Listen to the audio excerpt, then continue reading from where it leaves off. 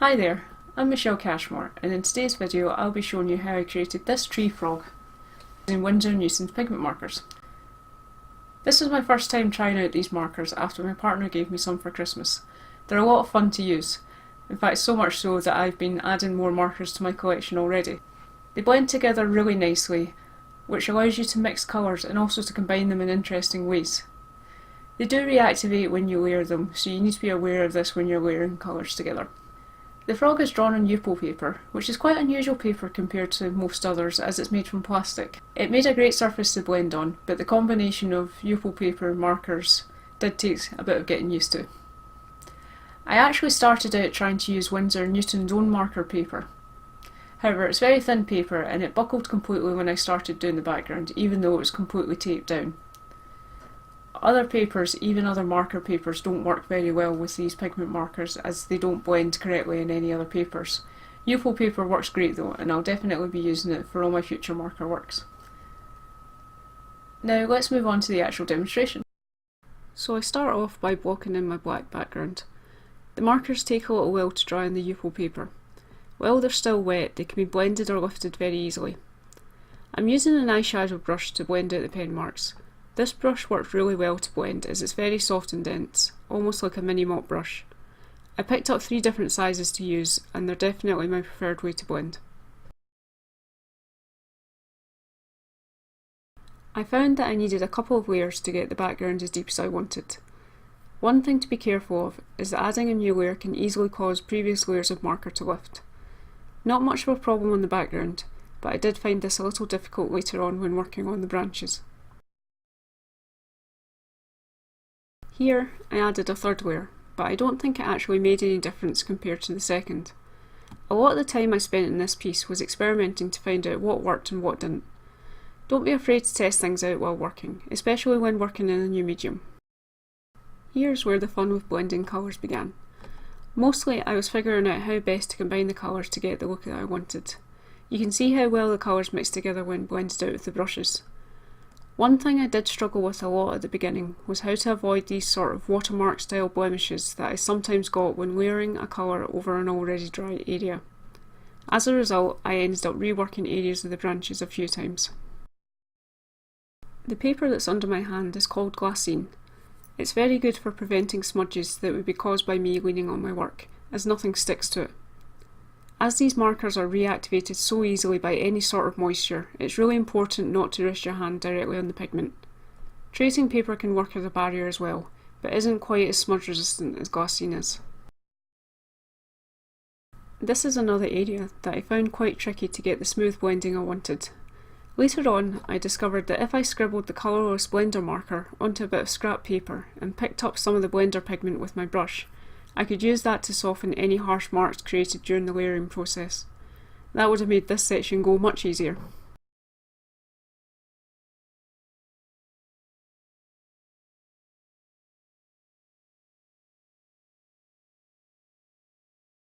As you can see, I keep reworking an area until I get it the way I want it. These markers are quite forgiving in that if you make a real mistake, you can use a damp cloth, brush or cotton bud to wipe off almost all the pigment and start again.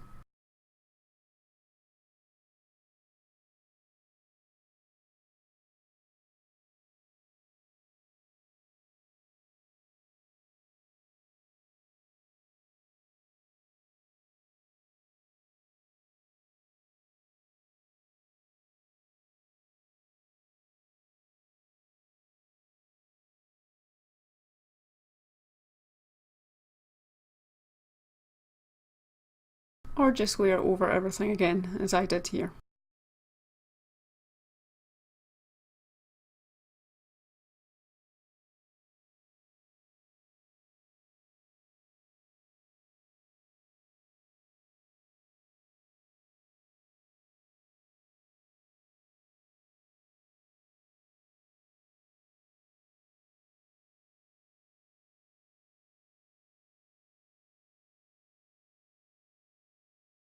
Finally, now that that's out of the way, I move on to the next section of the branch. I started to get the hang of things a bit better the more I worked with the markers. They definitely have a little bit of a learning curve to them, but don't be afraid to just try things out and find out what works well and what doesn't. I always prefer to get stuck into an actual subject rather than do endless swatches of things, but it's important to not be afraid of messing things up. If it doesn't work out in the end, that's okay. There's always more drawings and paintings to work on. As long as you're not heavy-handed with the markers, it's possible to get some very small details using the fine nib. Here I was adding in the little spots in the branch by first using a dark brown and then the white blender, leaving the dark edges showing.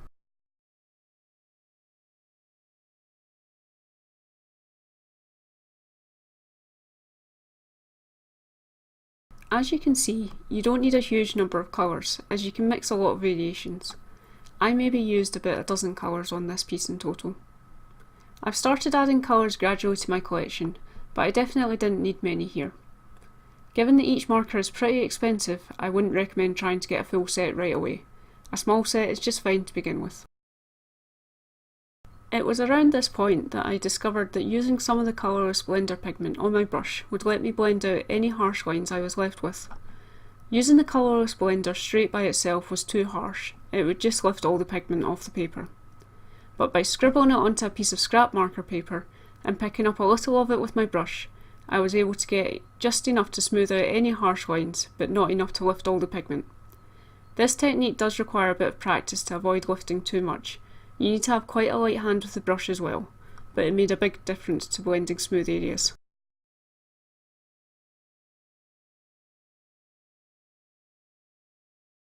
By this point, I was really beginning to enjoy working with the markers. I was starting to understand how they worked, and from that point on, they were just a lot of fun. I spent quite a lot of time experimenting and reworking areas, and even then this piece still took a lot less time than most of my other works.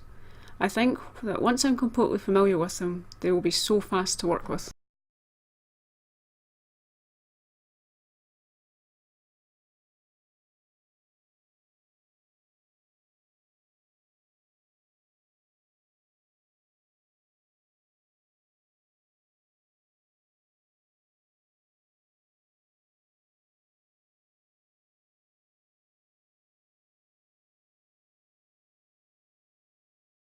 Apologies for not zooming the camera in at this stage, it will go closer in a little while.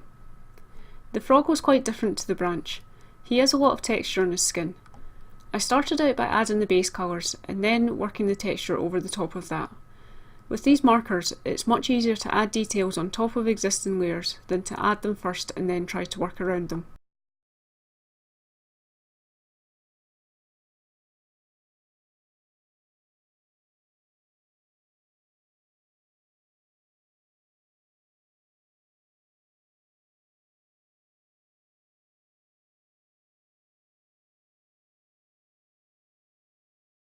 Some of the colours were too dark when initially added, but I found that I could carefully dab some of the pigment off, and that would lift off just enough pigment to get the look I wanted.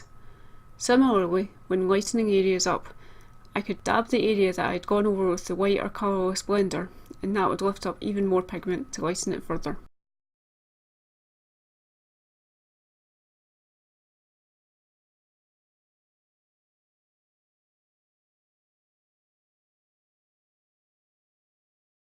While I had the texture I wanted under his chin, the base layers turned out to be not quite what I wanted, too dark and too orangey. So I went back over the top and reworked the base colour before re-adding the light dots with the white blender again. The white blender is really nice and opaque once you've added a few layers of it. The other colours are pretty translucent, but the white has fairly decent coverage.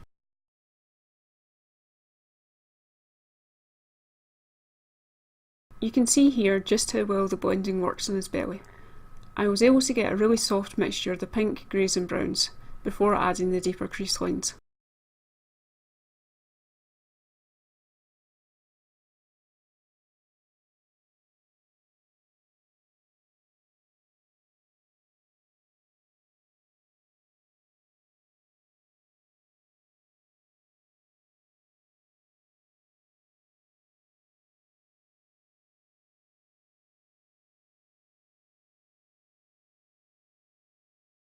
There were a lot of interesting textures on the frog. He has slightly bumpy skin, but it also has a lot of shiny reflection points on it. This made him a lot of fun to work on.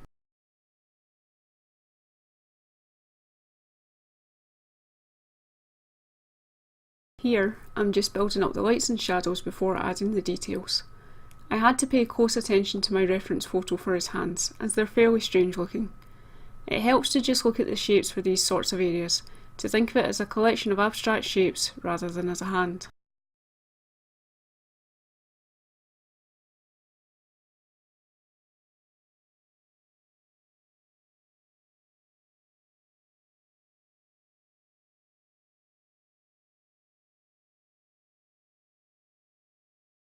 When using the brushes to blend in small areas, keep a light touch. It's very easy to smudge the pigment across a large area, and while it's easy to use a damp cotton bud to clean a blank area of the paper, it's less easy to fix an area that's already been worked. It gets easier with practice to know how much brush pressure and motion to use to get a particular blending effect.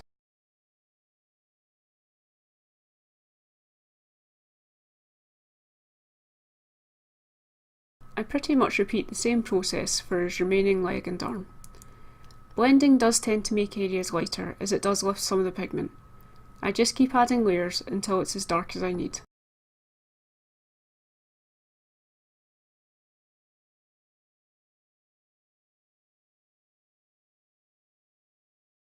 You can see here that for some of the smaller details, I'm only just barely blending compared to earlier layers.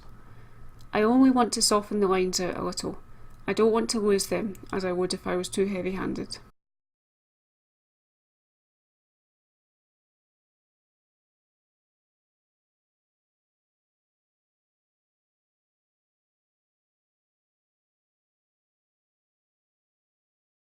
Another good thing to know about these markers is that they are light fast, making them a lot more archival than most other types of markers. They're not permanent, as water will lift them, but the pigment should not fade in light.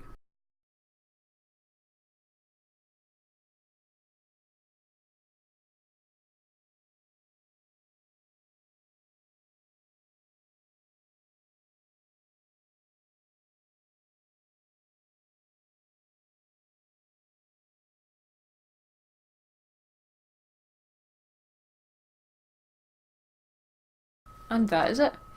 I've really enjoyed working with the markers in this project and will definitely be using them for more projects in the future. I hope you've enjoyed watching this video too. If you'd like to see more of my work and be kept up to date with my latest videos, then please do subscribe. You can also find me on Facebook, Instagram and Twitter, where I also post regular work in progress updates. I hope to see you again soon.